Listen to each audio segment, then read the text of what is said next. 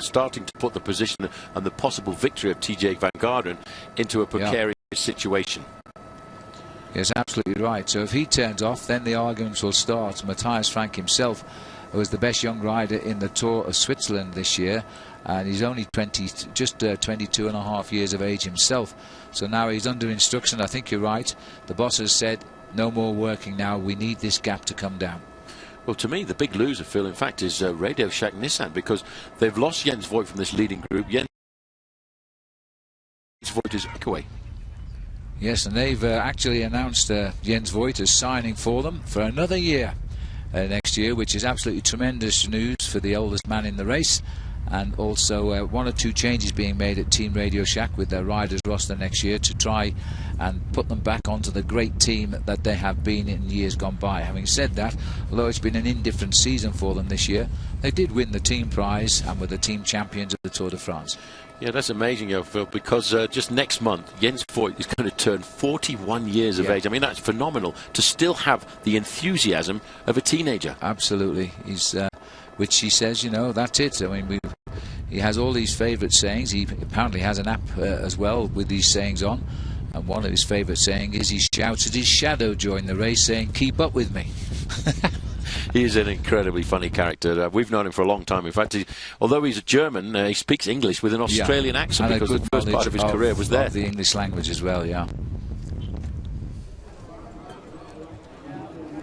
Well, I tell you what, all of a sudden there's a bit of urgency in that main field, because the gap now has quickly come under the 3-minute mark, and we're now looking at 2 minutes and 50 seconds the advantage. And in this big long line of the road that we're heading up to, there's the butte. That's the back end of the butte that you can see just over to the right hand side. Apologise again for the picture breakup. Don't adjust your set, it's not your problem, it's ours, as we try to stabilise these pictures, taking up from our motorbike to the helicopter and down to the finishing line here.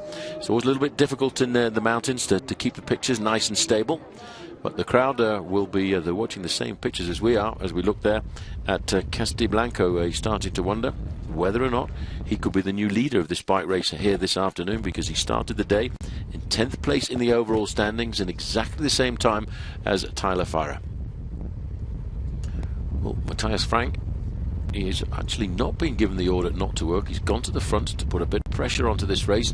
And in fact, the riders from Garmin Sharp, they're also very, very keen to have a dig at this race. So that's Zabriskie. There's the butte. You can just see the butte just over on the right-hand side. We actually have to ride around the base of that mountain and take a right-hand turn to climb up to the ski resort at Mount Crested Butte. Oh, sorry about that. We're doing what we can to make sure we keep these pictures nice and stable. And the crowd are starting to get just that little bit more excited as they start to realise that they may well be seeing a little bit of an interesting finish there. Nibali, he will be number 41 is Nibali. He'll be thinking about a stage victory. He's a very experienced bike rider, Nibali. He forego riding in the Tour of Italy this year, the big race that the Italians have just before the Tour de France, a 3-week stage race. He's won 21 victories in his career, and Nibali is just 27 years of age. But started the year off with a great start, with 3rd place in Milan-San Remo, which is a one-day classic between those two cities. 8th in the Flèche Wallonne, a race in the Ardennes in Belgium, and 2nd in Liège-Bastogne-Liège. He was just caught right down towards the end of that race by a rider from Team Astana. So here's another confirmation. Look at the list of the riders in that leading breakaway. 151 and 152 to me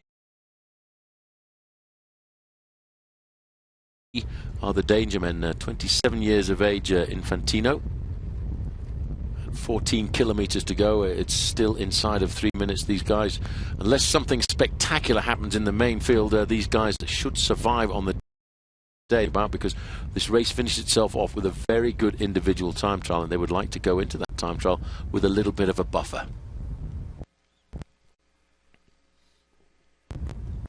Okay, we're struggling a little bit with these pictures here this afternoon to keep them nice and stable. We're in 8.5 miles to go down towards the finish. That's around about 14 kilometers as we go back to see another amateur cyclist enjoying his ride up towards the finishing line here. I wonder if he's pretending to be a professional bike rider. There you can see the climb to the right-hand side. We're about 10 kilometres now to the town of Crested Butte. And that's where the day will be. And once they've gone through town, well, it's straight up. It's right the way up to the finish line. In fact, it continues through the finish line and climbs up just a little this morning from the town of Montrose. And funnily enough, over 75% of the area around the city of Montrose is public land, which is open to anybody for recreational use. Just looking down there, the champion, the black jerseys there with the orange strip across the top. That's a team that was put together by a little acceleration from Frank. Matthias Frank in the black and red there. Just whipping up the pace. So once more, just taking up the pace with him. Craig Lewis, number 101. He comes forward. Zabriskie always keen to have a little go, and Zabriskie now will be wondering whether or not he can set something up with it for his teammate.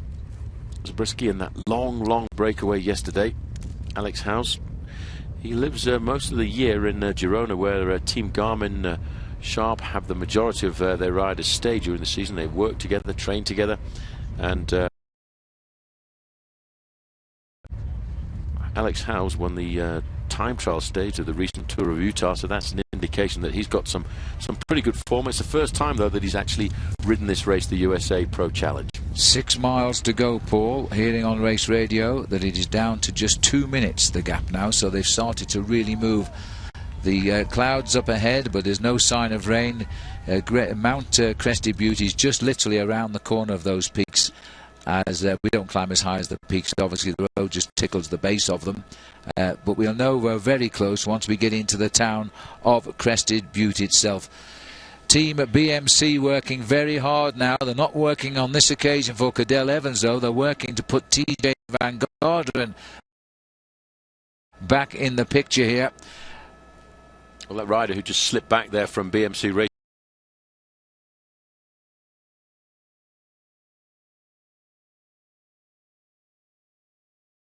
Put in a good sprint finish yesterday.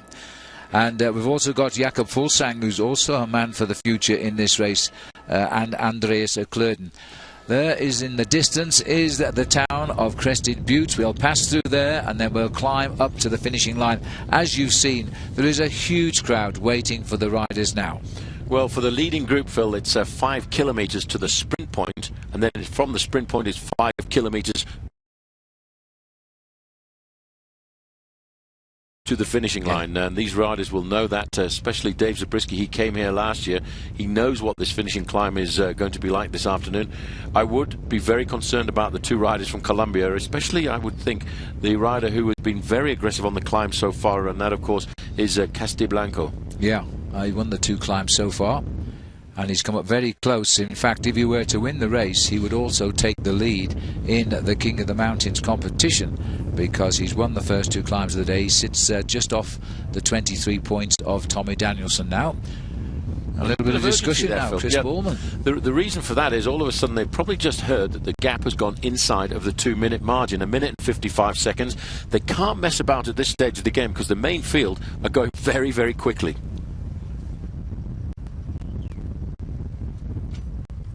So Chris Baldwin, 111 there. He was just having a quick word with number 41, Vincenzo Nibali, to say, come on, we've got to keep working, because if they stop all the organised riding that they're doing here, they will lose their impetus, they'll lose their overall speed. The overall speed, by the way, since the start of the day has been a pretty fast average speed at 25 miles an hour or 40 kilometres an hour. And the main field have actually picked up their average speed to close to 27 miles an hour or 45 kilometres. So it's very much going to be a touch-and-go ride if they don't get themselves organised. This is the big valley that I was talking to you about just a little earlier, which became known as the summer home of the Ute Native Americans, who were the local tribe from around this area. They used to move down into the valleys during the winter months, and they would move back up here during the... Oh, there's a little bit of a problem there. Well, this is a rider from Garmin who's gone down there, and the rider went down from Garmin Sharp as well was Lachlan Morton, and the other rider who has gone down is from the EPME squad. And That was just a little touch of wheels at the back end of the main field, and all of a sudden you've got two riders on the ground.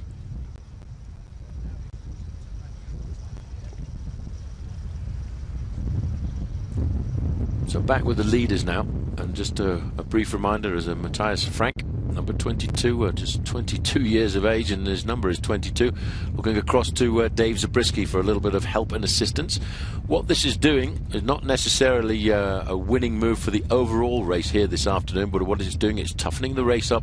It's been a hard stage again on stage 2, just as the first opening day was, with the riders coming around about 3,000 meters of altitude yesterday at an average speed of 45 kilometers an hour. That's where we are now. The red is what we've covered so far, the first 2 climbs of the day. This is what the final profile looks like over the last few kilometers. We're climbing up now ever so slightly into the town of Crested Butte. Once we get through the sprint point at Crested Butte, it's uphill to the finish for around about 4.5 kilometers. Keep looking over their shoulders. Just having a quick look here, number 143, that's Matty Cook. And doing the pacemaking, Infantino Rafael, he's 27 years of age, from Bogota. His teammate in the breakaways from Medellin, and Dave Zabriskie. Zabriskie, an excellent individual time trialist. He's a United Butte. This is Vincenzo Nibali here. We had that one rider down in the back of the peloton. He's got up and he's riding again.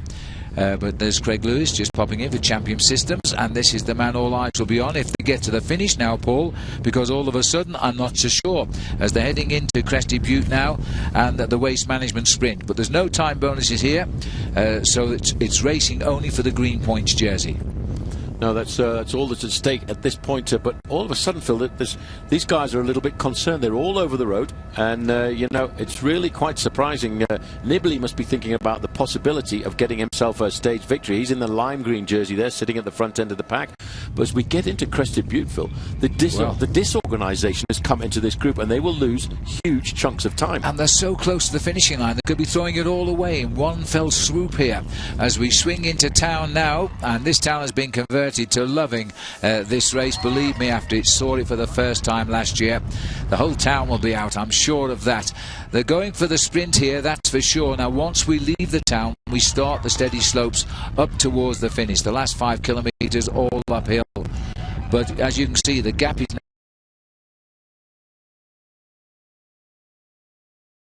now down to 1 minute 40 seconds as we go into the last kilometre for the sprint.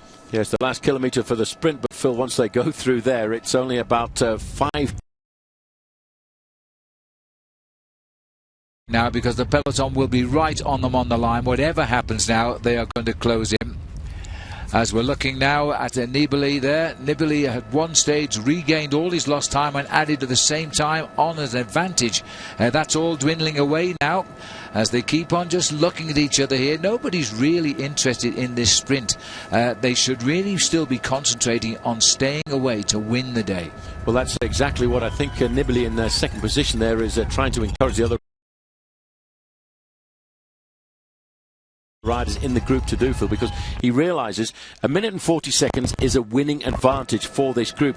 However, if they start to mess around and play tactical games of cat and mouse, they will lose huge chunks of time, which is why the rider in the lime green jersey, he's come to the front to encourage them to the work. Well, they're just around the corner for the sprint point, and what a decoration that is. Oh, that's beautiful. As we've actually done a little circuit of the town here, you could have gone straight through and headed up the mountain, but it added about 1.5 kilometres to the route through the town.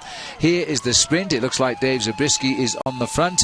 No real problems, and in the end it was no real sprint either as they flashed through. Alex Howes it was taking the sprint there, as he did in Gunnarson. Terrific welcome here in the town of Crested Butte. As I say, they've really taken this race to heart. They have, but look at the time gap now. It is starting to plummet. It's 1 minute and 10 seconds. These riders, and I think Dave Zabriskie all of a sudden has realised that. He's trying to help his own teammate in the breakaway with him, and that's Alex Howes. But, you know, to me, the riders who are the most dangerous have got to be the 2 Colombian riders. But, of course, we mustn't forget Craig Lewis from the Chinese team Champion Champion Systems. He lives in Boulder, Colorado. He knows what it's like to race. Top rider, Zabriskie might be trying to lay it on for House to win the day, because he would be the next leader if he did, and of course it would keep the XG yellow jersey in the team camp, because they're on the same team as Tyler Farrar. In fairness, if this race is caught now, it won't be Farrar winning at the end of the day. So Dave Zabriskie continues to lead the group right on the front there. A story yesterday was one of the ups and downs as we go through 4 kilometres to the finish now. Zabriskie was in the break all day, dropped off, was violently ill, and finally lost 15 minutes. So now he's the workhorse for Garmin Sharp. Well, that's what you've got to understand about this sport, Phil. It's not about individuals, it's about working for the team. And yesterday, Team Garmin Sharp put 4 riders into a leading breakaway group of 23. That was to toughen the race up. It didn't work yesterday, although they did get themselves the win with Tyler Farrar to the end of the stage. That's where we're climbing up to now. You can start to see the ski resort, but the race referees have just moved everybody out of that gap. So the race referees think that this may well all come back together inside of the last couple of kilometres. They're talking about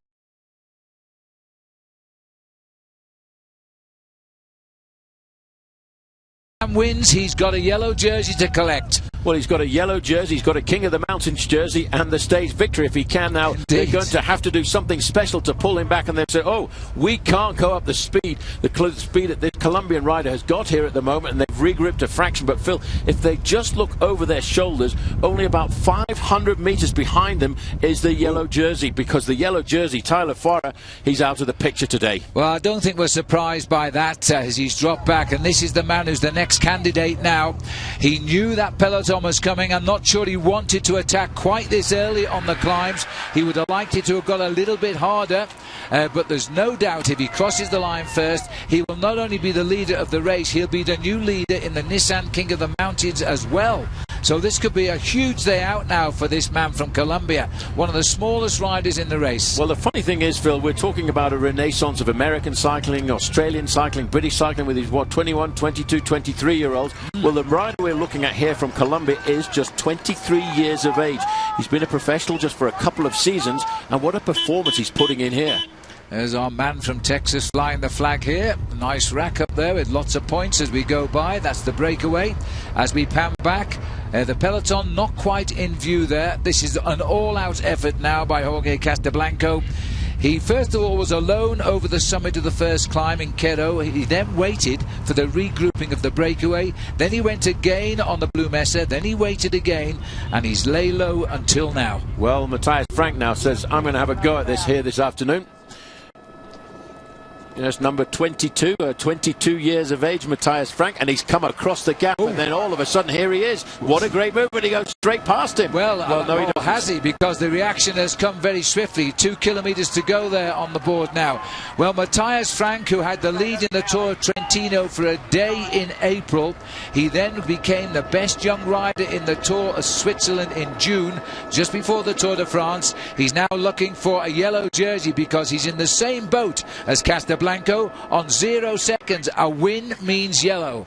Well, he waited for the moment that he could start to see the Colombian rider weaken a fraction. Then when he felt his chance was right, he leapt out of the pack. Now they're going to have to do something special to catch this guy back, because at 22 years of age, he is a very good rider on this BMC squad. And I tell you something, Phil, the BMC racing team have brought a very, very solid team here. Yep. Look at the gap that he's got. The next banner that he will see will be 1 kilometre to go, and he will start to dream about a stage victory. And why not dream now? Because that's a huge gap with just on about 1 mile to climb to the finishing line now. The next banner will be 1 kilometre to go. Matthias Frank, what a reverse lift. Team tactics by BMC, because yesterday they lost 12 minutes with Cadel Evans. TJ Van Garderen is the star, but here we now have Team BMC's Matthias Frank going to give them an early present, a yellow jersey for sure. Well, just look at his style here, Phil. I can tell this man is very, very strong indeed. He's not been weakened by this long race that he's had in the breakaway group this afternoon. His pedaling action is nice and supple. He's keeping the cadence up as high as 95 revolutions a minute, and he's going very fast. Look at the reaction behind him. It really is splitting this group to pieces. Well, there we are in the distance. is the Nissan Electric Leaf drive to the finish here. Absolutely fabulous atmosphere here. There's even somebody straight out of jail, look, on the left there to come and see Matthias Frank come up the hill now as they race up towards the summit. This is even a bigger crowd than last year when Levi Leipheimer was coming home in first place. But now it's Matthias Frank, and with it comes the extra yellow jersey. There's the main field also under now 1 kilometre. They're right behind. Well, it's all going to go down to as Matthias Frank can keep that rhythm going. The rider from Colombia, Phil, is climbing back up towards the wheel of the rider from Switzerland. The race referees, they're all trying to get out of the way very shortly as Matthias Frank looks over his shoulder. He's trying to say to himself what has happened here this afternoon, because they're starting to come back and they're all back together. They've gone straight past him and he didn't make it. They've gone completely past him, and right up there now, these are riders who've come through from the back. This is a Rincon sitting at the back now, and right up there too is Ivan Rovny of Russia. These are the riders who have come through, and this is Alex House hanging on from the breakaway. He's the only survivor now, and there's more coming. That looks very much like TJ Van Garderen to me, who's launched an attack on... I have no idea where he's come from. So there is TJ Van Garderen now, who has taken the bull by the horns. This is incredible. Moments ago, his own teammate was set for yellow. Now TJ Van Garderen is looking for the yellow jersey. And just sitting on the back of the wheel there is Christian van der Velde, who also had a remarkable ride up here. And so those two going clear now. The one that wins gets yellow. It's as simple as that. TJ Van Garderen is covering now as Christian van der Velde, who was the leader for a couple of days of the recent Tour of Utah. Can he come by him? Well, I'll tell you what, TJ Van Garderen now has to commit himself, and that gives Christian van der Velde in second position a slightly easier ride. Van der Velde just on the wheel there, but has he got the explosive nature that you need to win a race like this? Van Garderen looks over his shoulder, waiting to see if there's going to be any challenge coming from van der Velde. Well, van der Velde is making his move now, and I don't think TJ can answer that, or can he? TJ is digging deep here. He's taking Christian van der Velde on, shoulder to shoulder, and as he comes up now, TJ Van Garderen becomes the next leader of the USA Pro Challenge as he comes off that bend. He snatches the win. He pulls it out of absolutely nowhere with just on half a kilometre to go to the line. Well, I don't know how they came back. There is Levi Leipheimer in about 4th or 5th position coming across there in the pale blue jersey. But that, when we look at this guy, Phil, 23 years of age, he rode a perfect race here this afternoon, set up by his teammates. They had a team man in the breakaway, Matthias Frank, but he laid everything on the line over those final couple of kilometres. I'll tell you one thing, I have to say, Phil, at a kilometre to go, I thought it was all over. Well, he's 24 now, Paul. Had his birthday last Sunday. That's but right. Even so, yes, and he's got the yellow jersey. He's disqualified from the under-23 competition now. But TJ Van Garderen, that's a big win, that, because it never looked likely at all until the last 500 metres of the day. Well, there's the situation there of the riders totally exhausted here at the top of the Mountain Butte. That is Bazana, who's wearing the Waste Management green points jersey. He will lose that jersey today now. It was, in fact, Tyler Farrer's jersey as well as the yellow. They're both gone for Tyler Farrer. Well, this is Vincenzo Nibali. He was in the breakaway, Phil, at the start of the climb, and he's lost a minute by the summit. He was looking for a stage win today. He's not looking to win this race. He's looking for a stage win. Again, it's gone wrong, so he sat up and he's come home. He lost a minute 46 yesterday. Now you can add on a minute 23. Well, I have to tell you one thing, Phil. I feel that this stage today has been... that's Levi Leipheimer giving a quick interview just after his finish. He keeps himself in contention, but this race has done much more damage today than it did 12 months ago. Yes, you may well be right. An interesting Christian van der Velde was in the hunt a year ago, was in the hunt again. Here's Cadel Evans coming up on the left of our picture. Well, he lost a lot of time yesterday. George Hincapie coming in. He's saving his strength now because he knows that TJ Van Garderen is going to need his help as this race unfolds, and not least tomorrow when we top out 12,000 feet on 2 occasions on the stage across to Aspen. There's a nice view not many people will see here of Mount Crested Butte. A terrific crowd and a terrific race today. There is all smiles. TJ Van Garderen, you superstar. Well, congratulated there by George Hincapie, who rides his last race here at the USA Pro Challenge. And just looking at the face, Phil, of the new